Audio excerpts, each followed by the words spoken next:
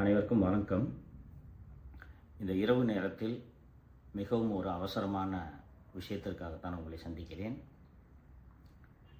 இன்று நள்ளிரவோ சிறிது நேரம் கழித்தோ அதிகாலையிலோ நானும் மாலதியும் சவுக்கு மீடியாவில் பணியாற்றக்கூடிய அத்தனை பேரும் கைது செய்யப்படுவதற்கான சூழல் எழுந்துள்ளது.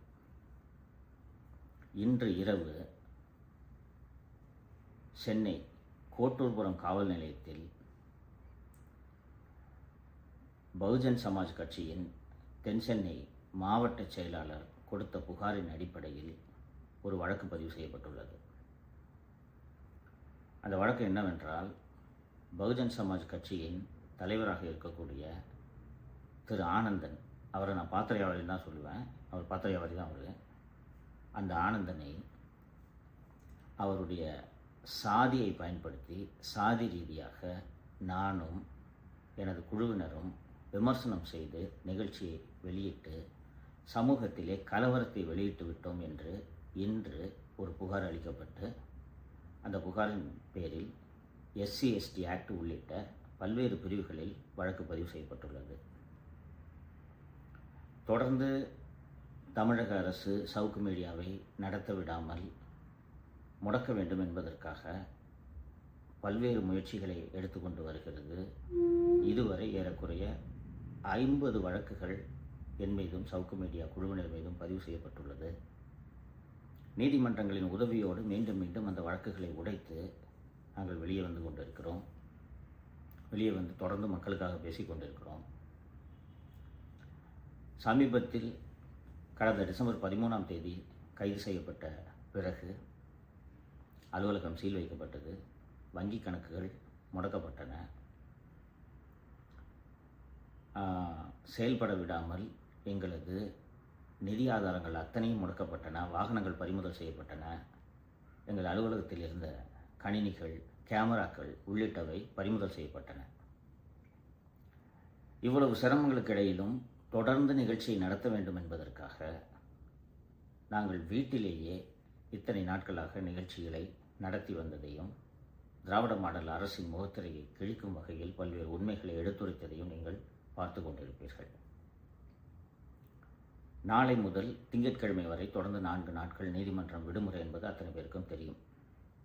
அதன் காரணமாக பொங்கல் தினத்தன்று அதிகாலையில் என்னையும் மாலதியையும் எனது குழுவினரையும் கைது செய்வதற்காகவே இந்த FIR பதிவு செய்யப்பட்டுள்ளது என்று நாங்கள் அறிகிறோம். இந்த கிரைம் நம்பர் 10/2026 கோட்டூர்புரம் காவல் நிலைய இந்த FIRன் கீழே கைது செய்து, அது எல்லாமே ஏன்னா SC/ST ஆக்ட் எல்லாம் போட்டிருக்கிறதுனால ஜாமீனில் வெளிவர முடியாத பிரிவுகள். இப்போது நாங்கள் படப்பிடிப்புக்கு பயன்படுத்தக்கூடிய இந்த எடிட்டிங் சிஸ்டம், இந்த கேமராக்களையும் பறிமுதல் செய்து தேர்தல் வரையில் சவுக்கு மீடியா செயல்படக்கூடாது. ஏற்கனவே நேயர்களுக்கு தெரியும், நீதிமன்றம் உடல்நிலையை கருத்தில் கொண்டு வழங்கியிருந்த அந்த ஜாமீனை ரத்து செய்வதற்காக உயர்நீதிமன்றத்தில் சென்னை மாநகர காவல்துறை வழக்கு பதிவு செய்து அந்த மனு வரும் 19ஆம் தேதி விசாரணைக்கு வர இருக்கிறது. இத்தகைய சூழலில் அந்த 4 நாட்கள் கூட நிகழ்ச்சி நடைபெறக்கூடாது. அதற்குள் சவுக்கு மீடியாவில் பணிபுரியக்கூடிய அத்தனை பேரையும் கைது செய்ய வேண்டும் என்பதற்காகத்தான் இந்த FIR பதிவு செய்யப்பட்டுள்ளது.